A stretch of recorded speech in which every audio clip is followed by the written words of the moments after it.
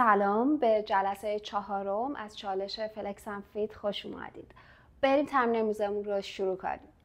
دستم رو میکشم به سمت پهلو، برش میگردم و دوباره میکشم. آرنجم رو صاف نگه داشتم. 1 2 3 4 5 6 7 8. دست بعد 1 2 3 4 5 6 7 8.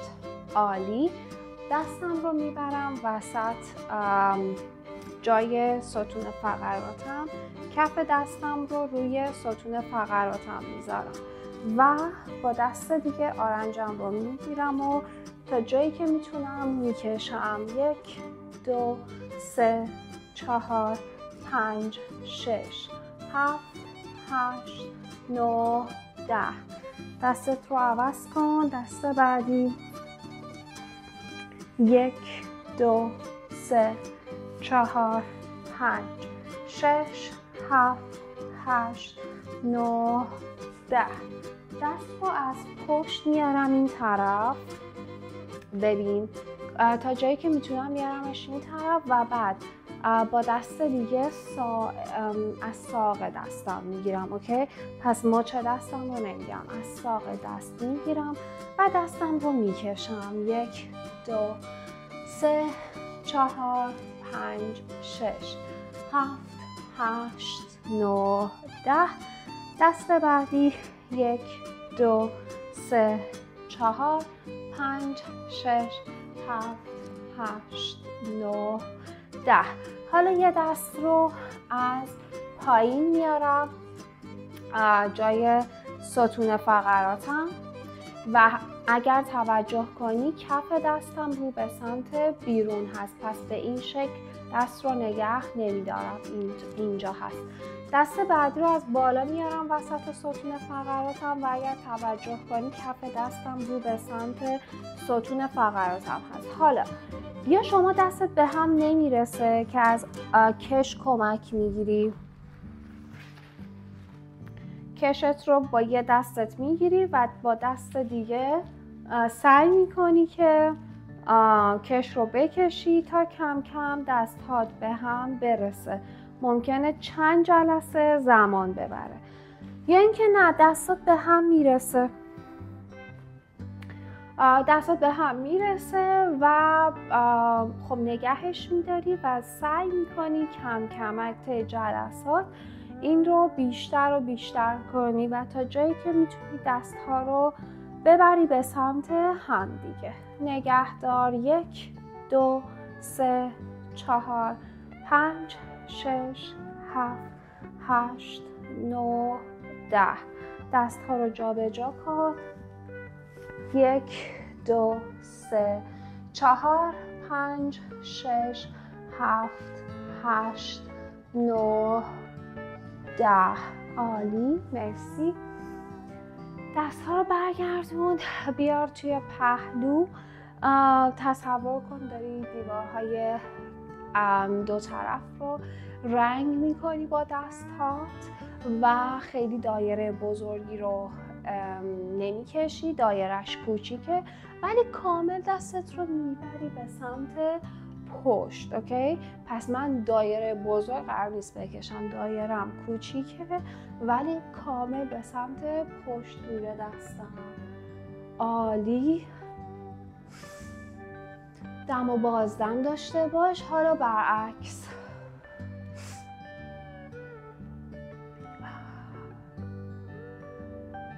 خیلی خوب. حالا دستت رو کامل میچرخونی. آرنجت صافه، دست میره پشت و میاد جلو. من از پهلو هم بهت نشون بدم. اوکی؟ 1 2 3 4 5. حالا برعکسش. 5 4 3 2 و 1. دست بعدی 1. آرنج صاف. 2. دستت رو دور هم نکن، از نزدیک سرت ردش کن. 3 4 5 برعکس 5 4 3 2 و 1. دست ها رو به سمت پشت از پهلو باز می کنم و سر حرکت رو دنبال میکنه. بریم. 1 2 3 4 5 6 7 8 9 10. مرسی. حالا دست ها رو میاری به سمت پشت و به هم میرسونی. سعی کن پایین نباشه دستت و بالا باشه. 1 2 3 4 5 6 7 8 9 10. عالی. دست ها رو صاف کن. شونت رو میکشی بالا و رها میکنی. اوکی؟ 1 2 3 4 و 5. عالی. حالا شونت رو میچرخونی. 1 2 3 4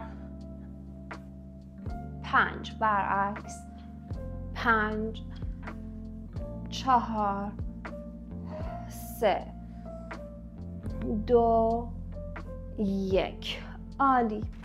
کشم رو دولا میکنم و دست ها رو باز نگه میدارم، از عرض شونه هم بازتر، یعنی قراره که خیلی راحت کشم رو ببرم پشت و بیارم جلو. دخترایی که با من کلاس داشتن روتین امروز مثل روتین روز پا یکی از اون روتین های بیسیک و تکراریمون هستش که اساسی ترین تمرینات داخلش هست. یعنی اگر شما هیچ تمرین دیگه‌ای هم نخواید انجام بدید و فقط همین ها رو تکرار کنید، مطمئن باشید به نتیجه دلخواهتون میرسید. پس با دقت حرکات رو اجرا کنید. دستم بازه، آرنجم صاف و کشیده است و به سمت جلو و پشت میبرم کشم و قراره که گرم بشه مفصلم، پس قرار نیست فشاری بهش وارد بشه. خیلی راحت.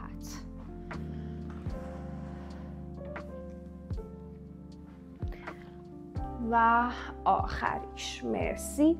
حالا همین فاصله‌ای که دستم هستش بازه، میارم دستمو از اینجا میارم به سمت پشت، کامل میاد پایین. از این طرف دست بعدی میاد جلو. پس 1 2 3 4 5. عالی. حالا برو 5 تا جهت مخالف. 1 2 3 4 و 5. مرسی. حالا همین چرخش رو قرار انجام بدیم، فقط دیگه نمیارم دستم رو پایین، دستم رو تا جای شونه نگه میدارم، چه از جلو چه از پشت. اوکی؟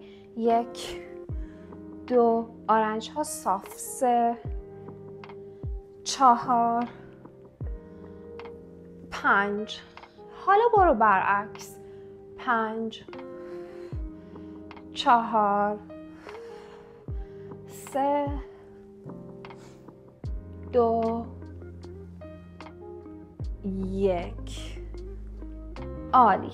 کاری که میکنی اینه که دست ها رو حالا اندازه عرض شونت باز میکنی. اوکی؟ میاری دست رو بالا و کاری که میکنی اینه که به سمت پشت نوسان میدی. قرار نیست من کشم رو، دستام رو بیارم تا پایین. قراره که بیارم تا جای شونه و برش گردونم. اگر میبینی خیلی برات فشار تمرین زیاده، دستاتو یه کمی بازتر کن. ولی آرنجت رو باید بتونی صاف نگه داری. 2 3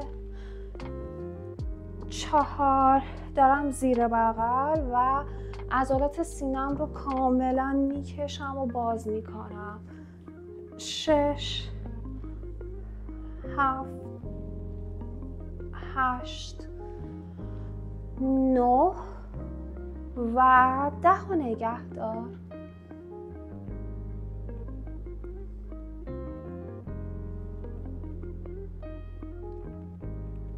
مرسی، عالی. حالا دست ها رو بالا نگه میداری و با همون فاصله قبلی به سمت راست و چپ دست ها رو میبری. فقط آرنجت رو خم نمی کنی، آرنج صاف باقی میمونه.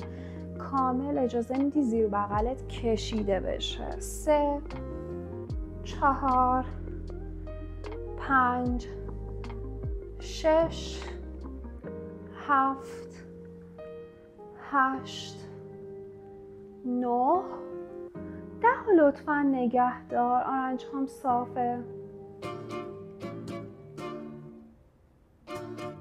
این طرف دم و بازدم فراموش نشه. عالی. حالا کاری که میکنی اینه که دستت رو توی این فاصله‌ای که هست سعی میکنی ببری پایین. اوکی؟ اگر نتونستی فاصله دستت رو بیشتر کن. 2 3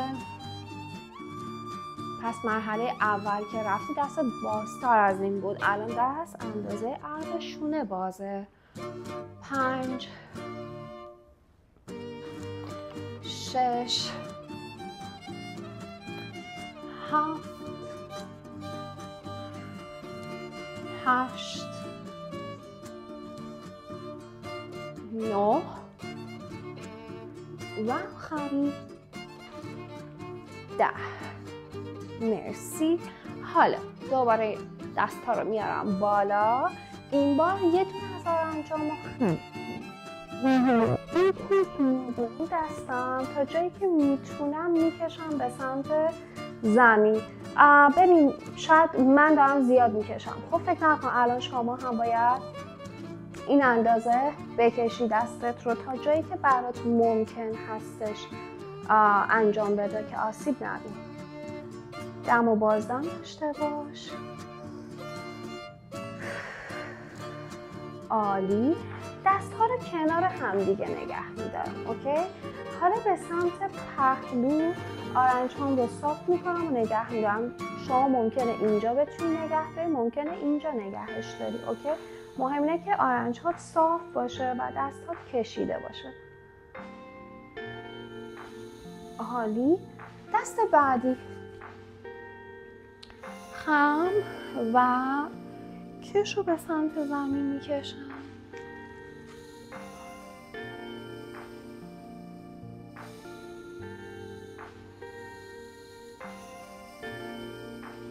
عالی. دست ها کنار هم دیگه و آرنجام رو صاف میکنم. هر دو دست آرنج صاف. دم و بازدم.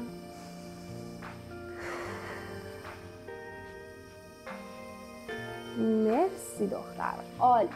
برای تمرین بعد کشم رو باید طولش رو کوتاه کنم.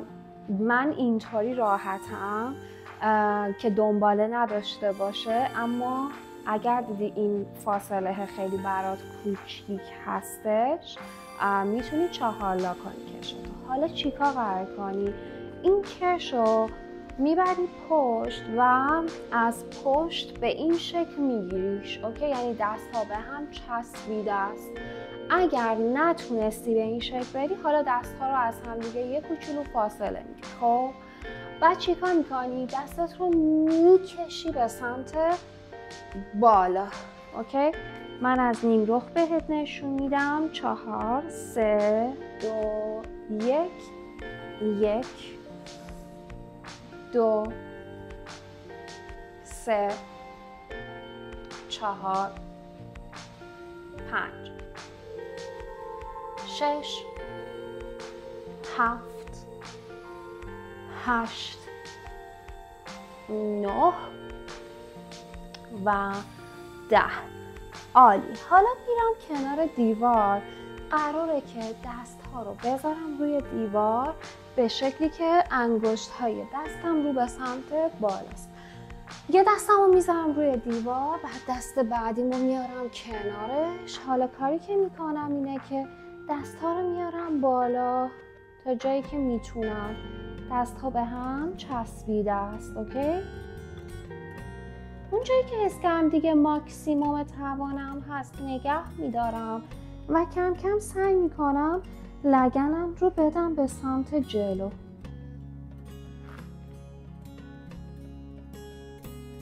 دم و بازدم فراموش نشه. مرسی. عالی. دم عمیق بگیر. یه آبی بنوش. بریم سراغ تمرینات کمر. اوکی. پاها رو باز میکنم از هم دیگه و پنجه پا رو به سمت بیرون نگه میدارم. دستم رو این داخل کمر قرار میگیره. این دستم میاد بالا. میکشم در حالی که سینه بیرون هستش. اوکی؟ اگر دیدی پات داره کشیده میشه و اذیت هستی، میتونی این پات رو زانوش رو یه کوچولو خم کنی، چون ما داریم روی کمر تمرکز میکنی. میتونی به این شکل اجراش کنی. اگر هم اوکی بودی که پات رو صاف نگه دار. 1 2 3 4 5 6 7 8 9 10. مرسی. بیا این طرف. 1 2 3 4 5 6 7 8 9 10. عالی. حالا دستمو میارم جای زانو و همین کار رو تکرار میکنم. متن من خیلی سره، روی زمین سر میخوره. خودش چسبنده است به پا ولی روی زمین خیلی سر میخوره. اوکی. 1 2 3 4 5 6 7 8 9 10. مرسی. بیا بالا این طرف. 1 2 3 4 5 6. مطمئن شو سینت بیرونه. 7 8 9 10. حالا میرم ماچ پا رو میگیرم.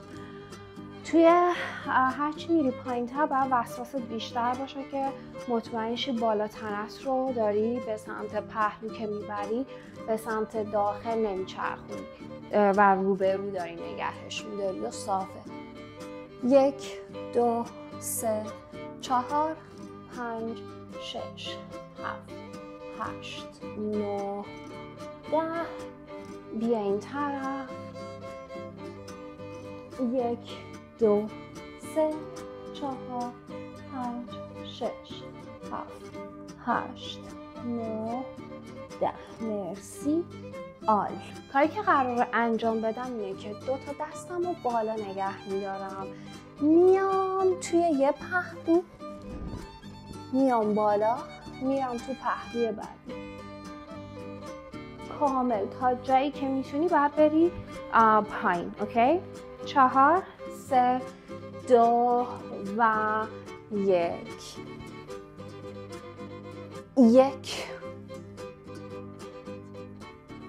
2 3 4 5 6. مرسی. حالا همین کار رو انجام میدم، فقط به جای اینکه برم و برگردم میرم و حرکتم رو تکمیل میکنم. یعنی چی؟ یعنی از اینجا میام پهلو، حالا بدنم رو میچرخونم رو به سمت پا، بعد میام این پهلو کامل، میبینی بدنم رو صاف کردم و بعد میام بالا. اوکی، 3 تا توی یه جهت میرم، 3 تا برعکسش رو میرم. 4 3 2 1 1 2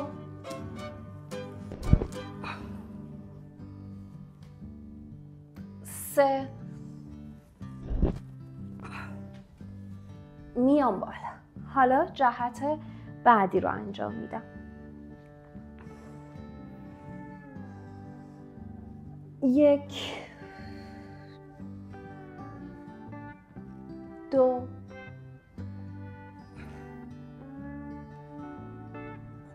و 3.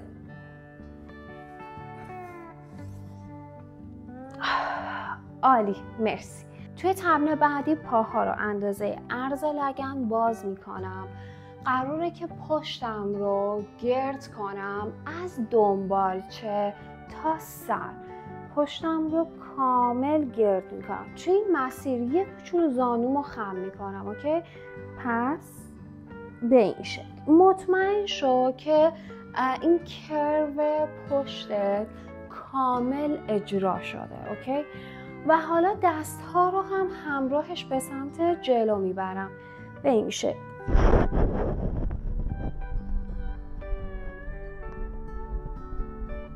اینو بستی دارم و بعد از سر شروع میکنم و ستون فقراتم رو این بار میکشم بیرون. دوباره زانو خم و پشتم رو گرد میکنم. دوباره میکشم به سمت بیرون و دفعه آخر گرد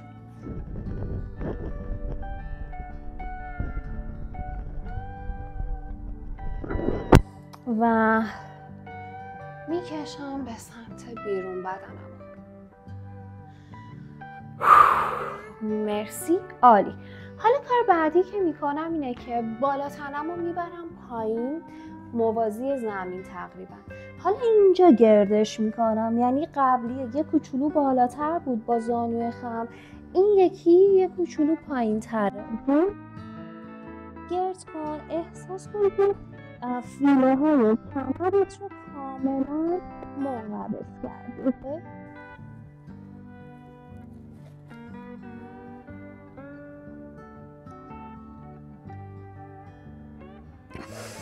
به سمت زمین بدنت رو رها کن و بیا بالا. کاری که میکنی اینه که پاهات رو به هم میچسبونی و دستها رو روی لگن قرار میدی. قراره که بدنم رو از پشت ببرم پایین. اما تا کجا؟ اول اینکه پاها به هم چسبیده است، زانو خم نمیشه، لگنم هم به سمت جلو رهاش نمی کنم. سعی میکنم این صاف بودن رو حفظ کنم. اوکی؟ عضلات باسنم رو منقبض میکنم، دستم رو روی باسن میکشم پایین. حالا پشتم رو صاف، اوکی، صاف و کشیده میارم به سمت پایین.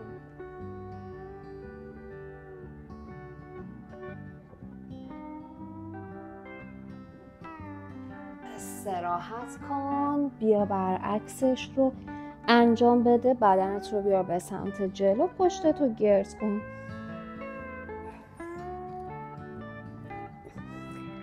مرسی. یه بار دیگه تکرار میکنیم. بدن صاف میره پایین. حالا شما شاید بتونی تا اینجا بری پایین. اوکی، قرار نیست خیلی رو خودت فشار بیاری. تا اونجایی برو که میتونی درست اجراش کنی و بین 0 تا 10 6 شماره فشار داشته باشی. بریم.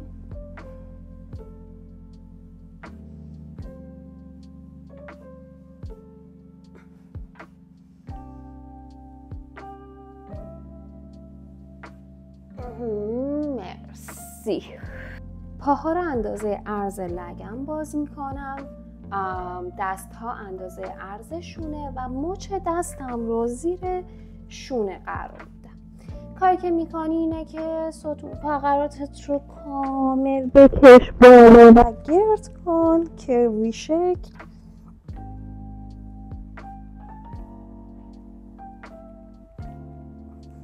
و حالا برعکسش رو اجرا کن.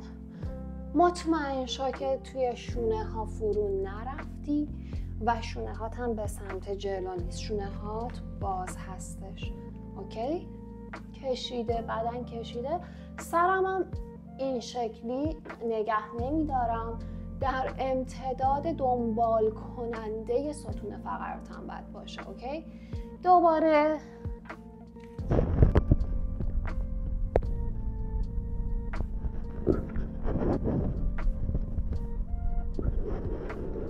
دو، یکی دیگه،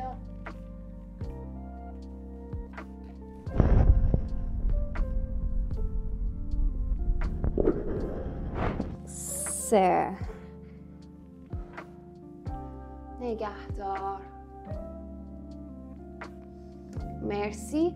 حالا همین جایی که لگنت هست، یعنی در امتداد زانو هستش، دستهات رو ببر به سمت جلو. اوکی؟ تا جایی که چونت رو بتونی برسونی به زمین. ولی لگنم رو نمیارم جلو، لگنم رو نگه میدارم عقب. و حالا سعی میکنم سینه رو به سمت زمین نوسان بدم.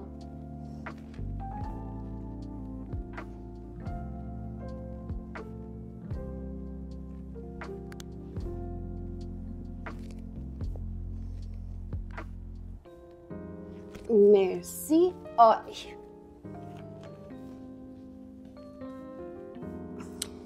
خب برمیگردم و رو به سمت شکم دراز میکشم. دست ها رو میخوام بذاری روی ساعد و بالا تنه رو بکشی بالا. خب چیزی که مهمه اینه که توی شونه هات فرو نرفته باشی. خب کامل صاف و کشیده باش و آرنج هات رو اگر باز گذاشتی کم کم یه ذره جمع کن و مدام چک کن که ستون فقراتت کشیده و صاف باشه. و حواسم هست که لزومی نداره سرم رو تا اونجا ببرم عقب و فشار الکی بیارم و به خودم آسیب وارد کنم. سر در امتداد ستون فقرات. دم و بازدم داشته باش.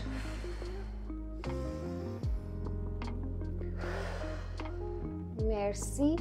حالا کاری که میکنم اینه که دست ها رو میارم کنار سینه و تو این وضعیت پوشاپ اجرا میکنم. 1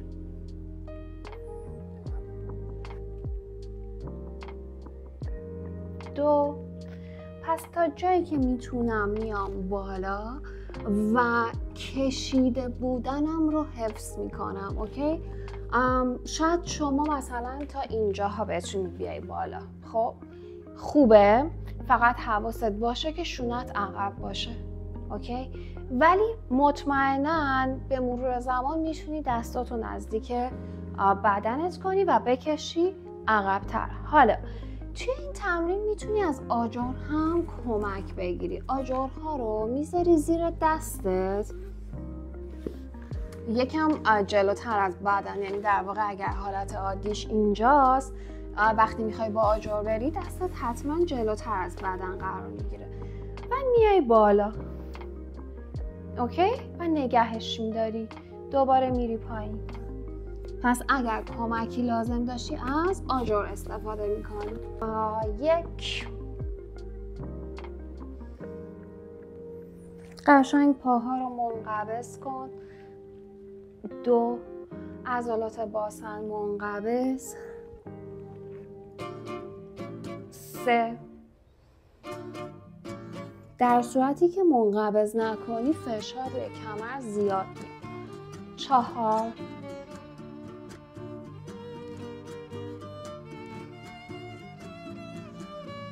5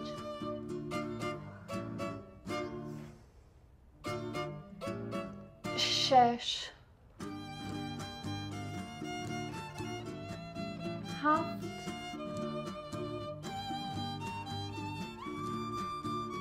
8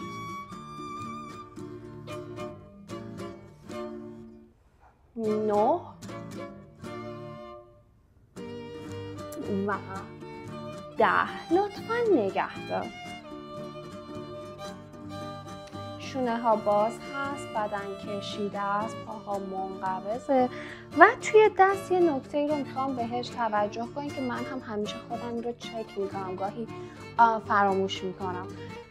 چشم های آرنج یا اون تو رفتگی آرنج نباید بیرون زده باشه. اوکی؟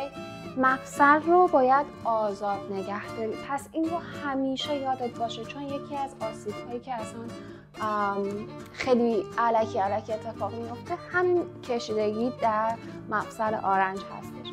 پس مفصل هات رو یه کوچولو آزاد نگه دار و بعد شونه ها رو هم عقب و پایین نگه دار. دم و بازدم داشته باش. مرسی. آروم لگن رو بیار عقب، بدنت رو بکش، استراحت کن.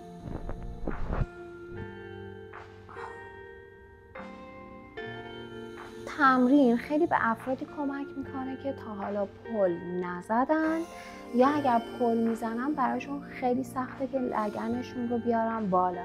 چیکار میکنیم؟ پوزیشن میز رو میخوایم انجام بدیم. پنجه دست ها به سمت پا هستش و لگنم رو میکشم بالا. چک میکنم زانو به ارتباط مچ پا باشه، لگنم کامل بالا باشه، مچ دست زیر شونه ها باشه. این کار رو که انجام میدم یاد میگیرم لگنم رو بالا نگه دارم. اوکی؟ و وزنم رو روی اعضای مختلف بدنم تقسیم کنم، یعنی فقط روی دست یا روی پا نباشم، توازن رو بتونم برقرار کنم. دم و بازدم فراموش نشه. مطمئن شو که لگنت با زانوهات توی یه خطه و پایین نیستش. مرسی. حالا دراز میکشم، لگنم رو میکشم بالا، یعنی در واقع پل باسن رو اجرا میکنم. اما تفاوتش اینه که تا اون نقطه استانداردی که همیشه تو تمرینات بدنسازی یا یوگا کار میکنیم نمیاریم بالا، بالاتر میاریم. اوکی؟ تا جایی که میتونیم از دستات کنید بالا رو پرفکت کنید تا جایی که میتونید بکش بالا.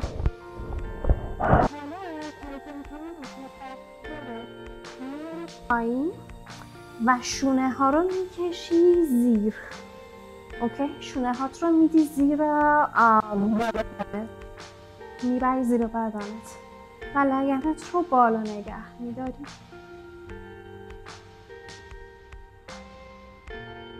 تا جایی که میتونی بکش بالا.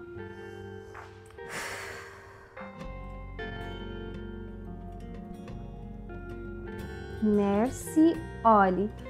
استراحت کن. زانوها رو بیار داخل شکم، از زیر زانو بگیر و گهواره اجرا کن.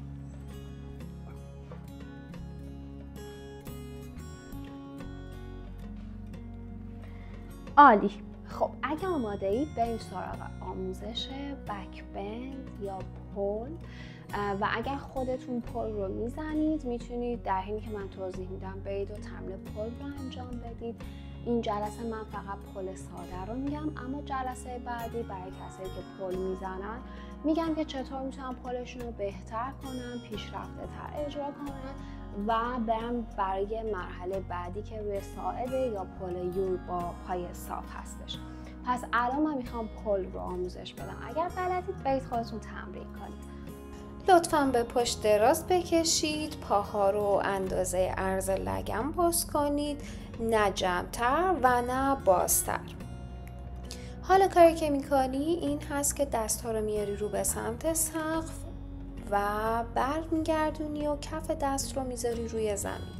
مطمئن میشه که آرنج‌هات باز نشه به سمت زمین و بالا بمونه. حالا انگشتات رو چک کن که انحرافی به سمت بیرون نداشته باشه و رو به سمت پات باشه. حالا لگنت رو تا جایی که میتونی بکش بالا و از زمین جدا کن. باید شکمت رو همزمان به سمت بالا بدی. واسه مرحله بعد باید با دست ها به زمین فشار وارد کنی تا بتونی از زمین یه کوچولو جدا بشی تا کف سرم رو یعنی اینجا رو بذارم روی زمین. دوباره دست ها رو تنظیم میکنم، میارم کنار سر، چون اینجا بود دیگه، میارم کنار سر و حالا یه بار دیگه به زمین نیرو وارد میکنم، آرنجام رو صاف میکنم. این میشه پل ساده من. حالا باید چند تا چیز رو چک کنم. یکی این که سینه داخل نباشه. شما باید یاد بگیری سینه رو بکشی به سمت بیرون تا جایی که سینه و دست ها توی یه خط قرار بگیره. بعدیش اینه که نباید توی شونه ها فرو رفته باشی. باید بکشی بالا تنت رو بیرون، بعد سینه رو بدی بیرون و بالا، و بعد شکمت رو بدی بالا و بعد لگنت رو بدی بالا و حالا میتونی پاهات رو یا دستات رو به سمت پات ببری. حالا من تصور کنم شما مثلا یه پل اینجا رو داری اجرا میکنی. خب اصلا اگه جلسه اولیه که داری پل میزنی شاید تا همون جایی که فقط سرت رو زمین بذاری بتونی انجام بدی، نیاز به زمان داری. ولی خیلی هم توی جلسه اول میتونن پلشون رو بزنن. حالا فکر کن اینجایی همه چی هم چک کردی و درسته، میتونی بری روی پنجه. اوکی؟ همین. اگر هم تونستی دست و پاهات رو یه کوچولو به هم نزدیکتر کن و کشیده. حالا سر نه بیرونه نه داخله. دارم به دیواری که الان روبروم هست نگاه میکنم. اوکی؟ همین. حالا میخوای از پل بیاری پایین. آروم آرنج ها رو خم میکنی و سرت رو میذاری روی زمین. شما میتونی اگر دیدی نمیای بالا پل رو هر کاری میکنی نمیتونی از اون وضعیتی که سر رو زمین هست نمیتونی به مرحله بعدی به مرحله نهایی برسونی. کاری که میکنی اینه که این آجر رو میذاری کنار دیوار و دست‌هات رو آجر میذاری. اینم که میگم کنار دیوار که سر نخوره از پشت و دستت رو آجر میذار. حالا شما فکر کن من اینا رو به یه دیواری تکیه دادم که سر نخوره. خب دستم رو به جای رو زمین میام رو این میذارم. اوکی، امیدوارم واقعا سر نخوره. روی این میذارم و لگنم رو میکشم بالا، سرم رو میذارم پایین و حالا به این نیرو وارد میکنم و میام بالا و بعدش حالا سینه‌مو میدم بیرون، پاهامو نزدیک میکنم و میام روی پنجه. اوکی؟ پس این میتونه بهت کمک کنه. من میخوام برم برای سرد کردن، اما پیشنهادم به شما اینه که ویدیو رو پاز کنید، برید و چند بار یعنی یه فرصت مثلا 10 دقیقه برای خودتون در نظر بگیرید و پل رو مدام تمرین کنید و ببینید به چه نتیجه میرسید. حتما از خودتون عکس بگیرید. مهم نیست میایید بالا یا نمیایید، از خودتون عکس بگیرید که بتونید بعد مقایسه کنید سیر پیشرفتتون رو و بعد از اینکه کاراتون رو انجام دادید برگردید و با این ویدیو سرد کنید. لطفاً دراز بکش، زانوها رو توی شکم جمع کن. قراره گهواره بریم تا یه ذره ستون فقراتمون استراحت کنه. 2 3 4 5 6 7 8 9 و 10. مرسی. دراز بکش دوباره. این بار یه پا رو بیار خم، زانوی خم، بیار توی سمت مخالف به سمت زمین نزدیکش کن. پای دیگت رو زمین. صاف این دست هم کنار بدن. سعی میکنی بالا تنه رو به سمت زمین بکشی از سمت مخالف.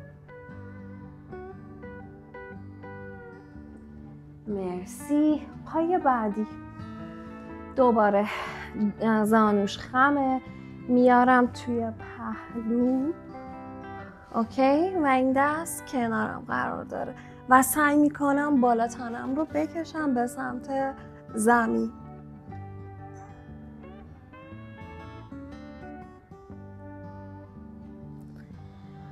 عالی.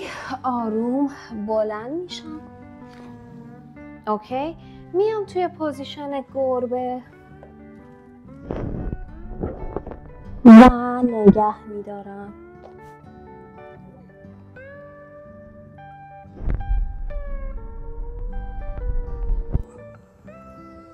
حالا بدنم رو میکشم بیرون.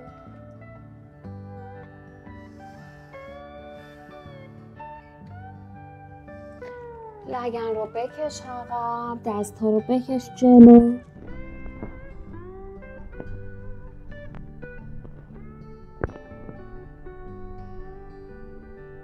مرسی. عالی. میام روی پنجه پا، میخوام مهره به مهره بیام بالا. اوکی؟ پاشنه رو میذارم، بالا رو صاف میکنم. اول همینجا که بالا تنم قرار داره یه کوچولو به سمت راست و چپ میبرمش، رها و آروم. عالی. حالا مهره به مهره میام بالا. مرسی. سرت رو بکش به سمت پهلو، گردنت کشیده باشه. این طرف.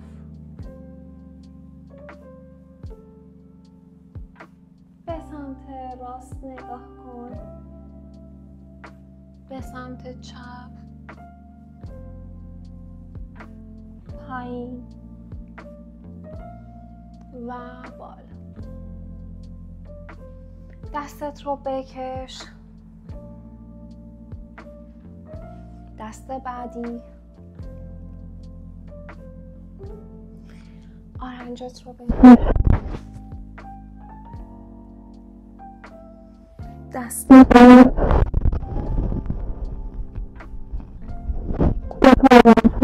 بکش به سمت پشت. جای دست ها رو عوض کن.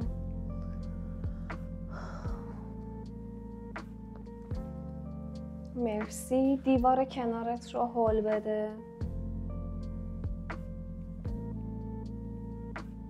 این طرف. بچرخ به سمت پشت. این طرف.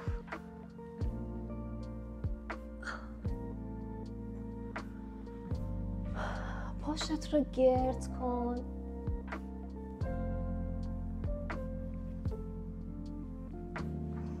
بکش به سمت بیرون. یه ذره پایین تر. بکش بدن رو به سمت بیرون. یه دونه دیگه برو یه دونه دیگه پایین تر و بکش بدن رو بالا. مرسی. دم عمیق. یه دونه دیگه. عالی. خودت رو لطفاً بغل کن و از این که بین این همه مشغله 1 ساعت برای خودت وقت گذاشتی، یا بغل دیگه، و به داد بدنت رسیدی، در قبال اون همه کاری که در طی یک روز ازش میکشی لطفاً از بدنت تشکر کن و نسبت بهش خیلی سخاوتمند باش. امیدوارم که سالم و تندرست باشید. اگر تا اینجای ویدیو اومدید لایک فراموش نشه، برام کامنت بذارید بگید که چطور بود کورس تمرینتون، چالشی بود یا خیلی اوکی بودید باهاش. عکس فراموش نکنید از پوزیشن هایی که تمرین میکنید بگیرید و همین تا جلسه آینده، خدا حافظ.